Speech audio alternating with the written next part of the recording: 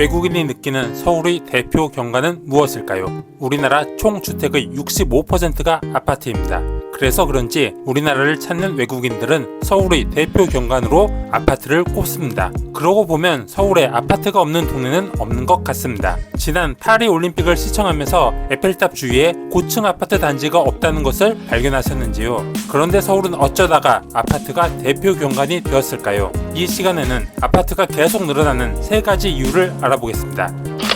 첫째, 박정희 정부의 경제개발 정책 때문입니다. 박정희 대통령은 국가 주도로 국민의 민생고를 해결하기 위해 정부가 경제 전반에 적극적으로 개입하는 정책을 폈습니다. 당시 서울의 인구는 세계에서 유례가 없을 정도로 빠른 속도로 늘고 있었습니다.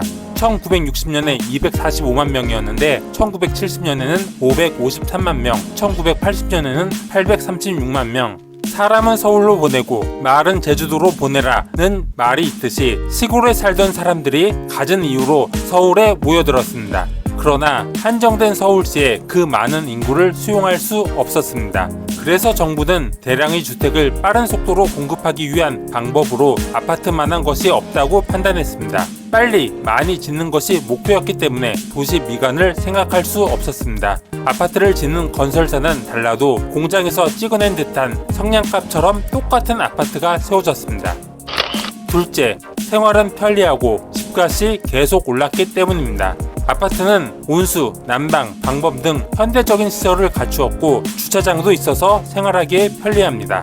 경제개발에 따라 중산층이 성장하면서 그에 걸맞은 주택으로 아파트만한 것이 없었습니다. 정부에서도 대규모 아파트 개발을 전폭적으로 지원했습니다. 강북에 있었던 경기고, 휘문고 등 명문학교가 강남으로 이전해서 8학군을 형성한 것도 이런 이유입니다. 또 단독주택, 빌라, 아파트, 오피스텔 등 여러 형태의 주택 중에서 가장 많이 오르는 집이 아파트였기 때문에 분양만 받으면 경제적인 이익을 누릴 수 있었습니다. 셋째, 힘을 합칠수록 안전하기 때문입니다. 아파트는 규모가 클수록 인기가 많습니다. 이는 사람이 많을수록 안전하다는 심리적 요인이 작용한 결과입니다. 아파트 단지를 대규모로 지으면 문제가 생겼을 때 집단 행동을 통해 수월한 해결책을 찾거나 보상받기 때문입니다. 대단지 아파트가 생기면 도로에 아파트 쪽으로 없었던 좌회전 신호가 생기는 이유도 이런 이유입니다.